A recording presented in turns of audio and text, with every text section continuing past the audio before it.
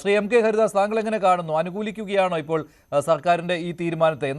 എന്തായാലും ഈ ഓർഡിനറി ബസ്സുകളിൽ ഈ പരിധി വെച്ചാലും അത് അത്ര കണ്ട് അത് ഗുണകരമാകുമോ, അങ്ങനെ ബാധിക്കുന്ന ഒന്നല്ല. കാരണം ഓർഡിനറി ബസ്സുകളിൽ യാത്ര ചെയ്യുന്ന സ്ത്രീകൾ കൂടുതലും ഭൂരിഭാഗം സ്ത്രീകളും സാധാരണക്കാരാണ്. അപ്പോൾ ആ ഗുണം കിട്ടുകയാണെങ്കിൽ അവർക്ക് എല്ലാവർക്കും കിട്ടട്ടെ എന്നത് കുഴപ്പമില്ലാത്ത ഒരു കാര്യം തന്നെയാണ്. താങ്കൾ എങ്ങനെയാണ് കാണുന്നത് ഇതിനെ? ഈ വരവറിയാതെ ചെലവ് ചെയ്താൽ വൈശ്രവണനും കടക്കാരനാകുമെന്നൊരു ചൊല്ലുണ്ട് പുരാണത്തില്. ഈ സർക്കാർ ഇപ്പൊ ഈ ചെയ്തിട്ടുള്ളത് ആന മണ്ടത്തരമാണെന്നുള്ള കാര്യത്തിൽ യാതൊരു സംശയവുമില്ല.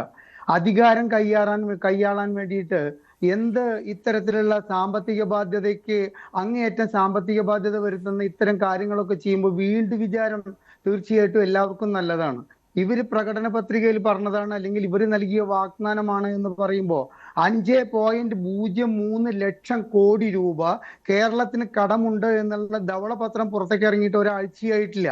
ഇത്തരത്തിലൊരു ധവളപത്രം പുറത്തിറങ്ങിയ സംസ്ഥാനത്ത് നിന്ന് പ്രതിവർഷം 840 കോടി രൂപയോളം KSRTCക്ക് ഈ വിഷയത്തിൽ നൽകേണ്ടി വന്നു കഴിഞ്ഞാൽ എന്താണ് ഇവിടുത്തെ റവന്യൂ വരുമാനത്തിൽ എന്ത് വർധനയാണ് ഈ സർക്കാർ കണ്ടെത്തിയിരിക്കുന്നത്? സാധാരണക്കാർക്ക് ഗുണകരമാകുന്ന ഒരു പദ്ധതിയല്ലേ, അതിനെ ഇങ്ങനെ തികച്ചും മണ്ടൻ തീരുമാനം എന്ന് പറഞ്ഞ് ആക്ഷേപിക്കുന്നത് എങ്ങനെയാണ് തുടക്കത്തിൽ തന്നെ? തീർച്ചയായിട്ടും ഇത് താഴേക്കടയിലുള്ള, അതായത് നമ്മൾ പറയില്ലേ വരുമാന പരിധിയിൽ നോക്കിയിട്ട് ചെയ്യേണ്ടതാണ് മഞ്ജുഷ. ഇനിയിപ്പോ എന്തൊക്കെ എന്നെ ചെയ്ത് പറഞ്ഞു കഴിഞ്ഞാലും ഞാനതിൽ ഉറച്ചു നിൽക്കും. ഈ തീരുമാനം വളരെയധികം മണ്ടത്തരമായിട്ടുള്ള ഒരു തീരുമാനമാണ്. ഇത് കേരളത്തിലെ മുഴുവൻ സ്ത്രീകൾക്കും കൊടുക്കുക.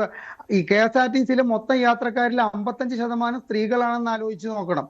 ഈ 55% സ്ത്രീകൾ ഇവിടെ ആവശ്യമില്ലാതെയും ആവശ്യമുണ്ടായിട്ടും യാത്ര ചെയ്യാൻ തുടങ്ങിക്കഴിഞ്ഞാൽ ഈ KSRTC ബസ്സിൽ വേറെ ആർക്ക് കയറാനാണ് സ്ഥലമുണ്ടാകുക? എന്താണ് സംഭവിക്കാൻ പോകുന്നത്? KSRTCയുടെ വരുമാനം കുത്തനെ കുറയും. ഇവിടെ മെലിഞ്ഞുണങ്ങി പോകുന്ന സ്വകാര്യ ബസ് സർവീസുകളുടെ കാര്യത്തിൽ എന്തായിരിക്കും? സ്ത്രീകള് ബസ് കാത്തു നിൽക്കും, KSRTC വരുന്നത് കാത്തു നിൽക്കും. മാത്രവുമല്ല, ഇതിന് കൃത്യമായിട്ട് ഇപ്പൊ പറയുന്നത് മലബാർ മേഖലയില്, അതായത് ഇവിടുന്ന് നമുക്ക് തെക്കൻ ജില്ലകളിലേക്കുള്ള അത്ര ബസ്സുകൾ, ഓർഡിനറി ബസ്സുകൾ മലബാർ ജില്ലകളിലില്ല, മലബാർ ഭാഗത്തില്ല.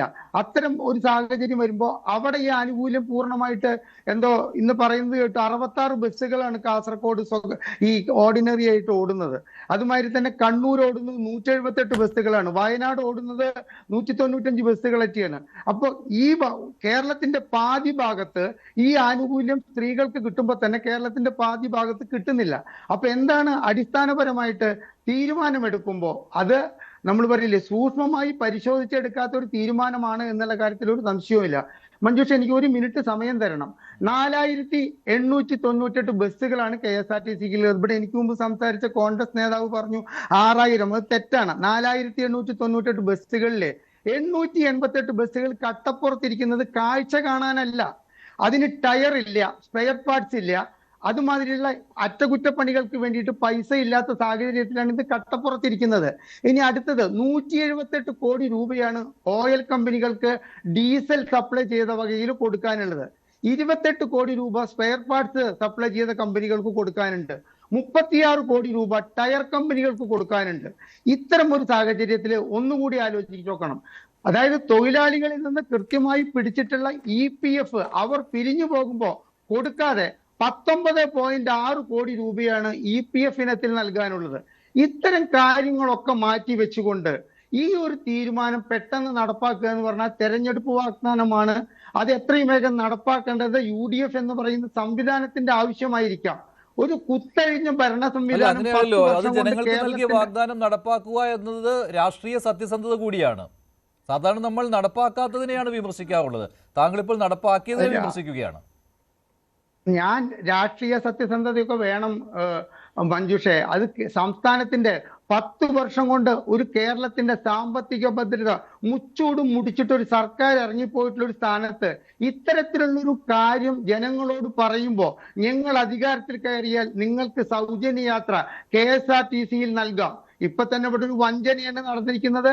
KSRTCയിൽ നൽകാം എന്ന് പറഞ്ഞിട്ട് അത് ഓർഡിനറി ബസ്സുകളിലേക്ക് ചുരുക്കിയിരിക്കുകയാണ്. അത് വേറെ കാര്യം, അതവിടെ നിൽക്കട്ടെ. ഒരു ഘട്ടമായിട്ടും ഒന്നും ചെയ്യാൻ പോകുന്നില്ല. കാരണം ഇതിന്റെ പ്രത്യാഘാതം ഈ 70 കോടി രൂപയുടെ പ്രതിമാസ ഉള്ള ബാധ്യതയുടെ പ്രത്യാഘാതം പഠിച്ചു കഴിഞ്ഞാൽ ഇനി ഇവിടുന്ന് അങ്ങോട്ട് ലിമിറ്റഡ് സ്റ്റോപ്പിലും ഫാസ്റ്റ് പാസഞ്ചറിലും സൂപ്പർ ഫാസ്റ്റൊന്നും ഇത് നടപ്പിലാക്കാൻ ഈ സർക്കാരിനാകില്ല മഞ്ജുഷേ. കാരണം ഇവിടുത്തെ സാമ്പത്തിക സ്ഥിതി നോക്കൂ. മെഡിക്കൽ സർവീസ് കോർപ്പറേഷന് 708 കോടിയാണ് കൊടുക്കാനുള്ളത്, കടം തീർക്കാനുള്ളത്. അതുപോലെ തന്നെ ഇവിടെ കുടിശ്ശികയില്ലാത്ത ഒരു മേഖലയും ഇല്ല. കുഷ്ഠരോഗികൾക്ക്, ക്ഷയരോഗികൾക്ക് പ്രതിമാസം നൽകാറുള്ള സാമ്പത്തിക സഹായം പോലും മാസങ്ങളുടെ കുടിശ്ശിക വരുത്തിയിട്ട് ഇറങ്ങിപ്പോയ സർക്കാരിന്റെ കാര്യത്തില് ഇതിനേക്കാൾ പ്രാധാന്യമായിട്ട് പലതും ചെയ്യാനുള്ളപ്പോ ഈ ഒരു കാര്യം വാഗ്ദാനം കൊടുത്ത സ്ഥിതിക്ക് അത് ചെയ്തതിനൊക്കെ ഞാൻ അഭിനന്ദിക്കുന്നു. അത് ആവശ്യമാണ്. പക്ഷെ അത് പരക്കെ എല്ലാ സ്ത്രീകൾക്കും കൂടി കൊടുത്തിട്ടുള്ളത് ഒരു മണ്ടത്തരമാണ് എന്ന് എനിക്ക് പറയാം. ഞാൻ വേണുഗോപാൽ സാറിലേക്ക്